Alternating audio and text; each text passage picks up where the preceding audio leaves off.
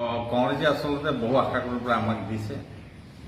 শেষ কথা আমাৰ সৰ্বশক্তি থকালৈকে, শক্তি থকালে শেষ বিন্দু ত্যাগ থকালৈকে আমি সৰ্বশক্তিৰে যুঁজিম আৰু অহা 26 নিৰ্বাচন তিনিচুকীয়া জিলাৰ যিখিনি 6টা সমষ্টি চব উদ্ধাৰ কৰিবৰ কাৰণে আমি চেষ্টা চলাম।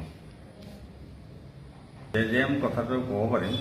জেজেএমটো আৰু পাইপ আছে, পানী নাই। শ্ৰমিকক এতিয়াও ঠগা হৈছে, কোনো বিশুদ্ধ পানী নাই। আৰু হিন্দুস্তান লিভাৰ থকালৈকে চাৰিণ্ডাৰ যিবিলাক বাগিচা আছে সেইবোৰত আৰু পানী নাই। বহুত ফুট তলত পানী আছে, গতিকে তাৰ হাহাকাৰ সৃষ্টি হ'ব লাগে। 1, 2, অসমত চাহ বাগিচা 1000তকৈ অধিক আছে। PF যিবিলাকে নাম কাটি, যিবিলাকে নাম অৱসৰ লৈছে বাগানৰ পৰা, তেওঁলোকৰ PF আজি পোৱা নাই। মৃত্যু পৰ্যন্ত হৈছে, কিন্তু PFৰ পইচা তেওঁলোকে পোৱা নাই, যে আনকি গ্ৰেজুৱেটো পোৱা নাই। গতিকে শ্ৰম মন্ত্ৰী হিচাপে ৰূপেশ গোহাঁই চূড়ান্ত ব্যৰ্থ। জেজেএম কথাটো এইটো জলজীৱন, চবৰ ঘৰে ঘৰে জল, এই কথাৰ আঁচনি আছে, প্ৰধানমন্ত্ৰীয়ে এইটো কৈছে। গতিকে এতিয়া জল ক'ত যাব? পাইপটো য'ত ওলাই আছে। এইটো চৰকাৰ বা যিবিলাক মন্ত্ৰী বিধায়ক আছে, তেওঁলোকে পইচা ঘটাৰ এটা ফন্দি। তেওঁলোকে এতিয়া ক'ত বনায়? তেওঁলোকে এতিয়া ঠিকাদাৰ পইচা পালে নাপালে নাজানো, কিন্তু পানী ৰাইজে পোৱা নাই। এটা নতুন সভাপতি হিচাপে মোক দায়িত্ব অৰ্পণ কৰিলে, আজি দায়িত্ব লৈছোঁ। আমি এতিয়া আচলতে যিবিলাক লোক আচলতে হেৰি গভৰ্ণমেণ্টৰ যিটো কথা বতৰা বা যিবিলাক প্ৰতিশ্ৰুতি তেওঁলোক গভৰ্ণমেণ্টে টোটেল ফেল হৈছে। এই চৰকাৰটো আচলতে এক প্ৰকাৰ ভ্ৰষ্টাচাৰ চৰকাৰ। এই চৰকাৰ আচলতে প্ৰলোভন দিয়া চৰকাৰ। এই চৰকাৰটো আচলতে মাটি ভেটি কোৱা চৰকাৰখনে আজি কি হৈছে? খিলঞ্জীয়া মানুহৰ ওপৰত আক্ৰমণ চলিছে, চাহ জনগোষ্ঠীৰ মানুহক আক্ৰমণ কৰিছে, চাহ জনগোষ্ঠীৰ উচ্ছেদ কৰিছে। এই উচ্ছেদ কাৰ্যত সমালোচনা কৰিছে বিভিন্ন মহলে। আমি কৰিছোঁ প্ৰতিবাদ, আমি জনাইছোঁ। গুণগুণ চেতিয়াক খিলঞ্জীয়া হিচাপে আহোম মানুহ এজনক কঠীয়াৰ ওপৰত বৰজীয়া চৰাইছে।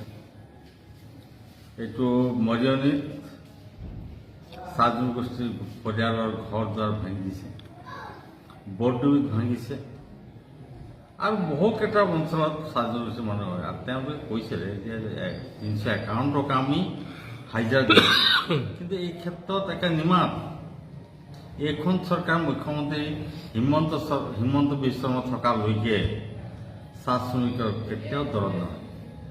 চাহ শ্ৰমিকৰ প্ৰতি কোনো দৰদী ভাৱ নাই, মৰম চেনেহ নাই। তেওঁলোকে কেনেকৈ চাহ শ্ৰমিকক ঠগিব, কেনেকৈ প্ৰলোভন দি পেলাই লৈ যাব।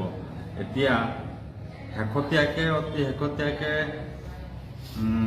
1250 টকা অৰুণোদয় আঁচনি চাহ শ্ৰমিক লোক নাপায়। তেওঁলোকে ৰেচন কাৰ্ড এতিয়া কৈ আছে ইলেকশ্যন আহিব চব কৰিবই, সেইটো কৰিছে। তেওঁলোকে ৰেচন কাৰ্ড নাই। ৰেচন কাৰ্ড নোহোৱাৰ কাৰণে বহুত মানুহ বঞ্চিত হৈছে। আৰু যিবোৰ ৰেচন কাৰ্ড আছে, কিন্তু ধনী মানুহ গভৰ্ণমেণ্টে দিছে, আমি দেখিছোঁ। মই এইটো ক্ষেত্ৰত চেলেঞ্জ কৰিছোঁ মুখ্যমন্ত্ৰী হিমন্ত বিশ্ব শৰ্মা। এইবিলাক কাৰণত তেওঁলোকে কৈছে 6 মাহত চাহ জনগোষ্ঠীৰ লোককে ধৰি 6 জনগোষ্ঠী জনজাতি কৰিম, ক'ত নহ'ল। ইমান ভুৱা প্ৰতিশ্ৰুতি। অতি শেহতীয়াকৈ মুখ্যমন্ত্ৰীয়ে কৈছিলে যে তেওঁলোকে যে তেওঁলোকে 3% চাহ জনগোষ্ঠীৰ লোকক চাকৰি নিদিলে। গতিকে আটাইতকৈ ফাঁকি চৰকাৰ হ'ল বিজেপি। এয়া ৰণনীতি আমি কৌশল প্ৰস্তুত কৰিছোঁ। এই লৈ আমি বাগিচা মাজত গুচি যাম, গাঁৱত যাম, মানে বিভিন্ন ঠাইত আমি যাম। এই ভুৱা প্ৰতিশ্ৰুতিবিলাক আমি ৰাইজৰ ওচৰলৈ যাম। তেওঁলোকে আৰু এতিয়া মাটি ভেটি কথা কোৱা চৰকাৰখনে চাহ জনগোষ্ঠীৰ বহুত চাহ বাগিচা উচ্ছেদ কৰিছে। তেওঁলোকে এনেকুৱা আছে যে তেওঁলোকে লাইবিলিটি যিটো মাটি বিক্ৰী হ'ল বাগিচা বিক্ৰী হ'ল সেইটো লাইবিলিটি PP চৰ্ততেৰে বিক্ৰী কৰিছে।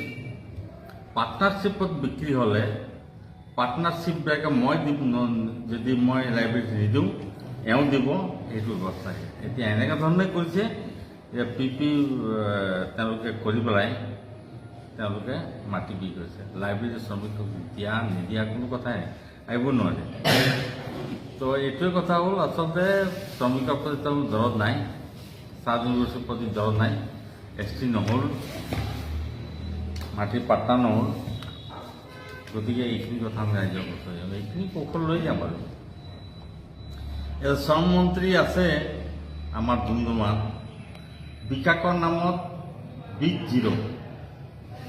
তাত ৰাস্তা দেখিছে আপুনি, একদম তালাপৰ পৰা একেবাৰে মাকুম তিনিচুকীয়ালৈকে অতি জৰাজীৰ্ণ।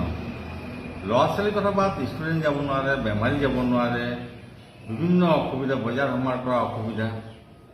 ইয়াৰ উপৰিও central hospital, Visakhapatnam central hospital 8টা বাগানত চেণ্ট্ৰেল হস্পিটেল হয়। এতিয়া এটা ডাক্তৰ নাই, নাৰ্ছ 2জনমান আছে, কিন্তু তাত ঔষধ যি থাকিব লাগে নাই। আগতে কংগ্ৰেছৰ সময়ত ব্লাড বেংক আছিল, অপাৰেশ্যন হৈছিল, TBৰ বিভিন্ন চিকিৎসা হৈছিল, এইবিলাক এতিয়া নাই। ঠিক তেনেধৰণে দৈদাম গ্ৰুপ হস্পিটেল বন্ধ হৈ গ'ল। তেনেধৰণে আছাম ফুডনাৰ বুলি এটা বাগিচা, এটা কোম্পানী আছিল, তাৰ 8টামানকৈ বেছি বাগিচা লংচলত আছে, লংচল বাগিচা বন্ধ হৈ গ'ল। এতিয়া 130খন স্কুল খুলিছে, বা লৈছে, এটা স্কুল এপইণ্টমেণ্ট হোৱা নাই সেইখন স্কুলৰ এগেইনষ্টত।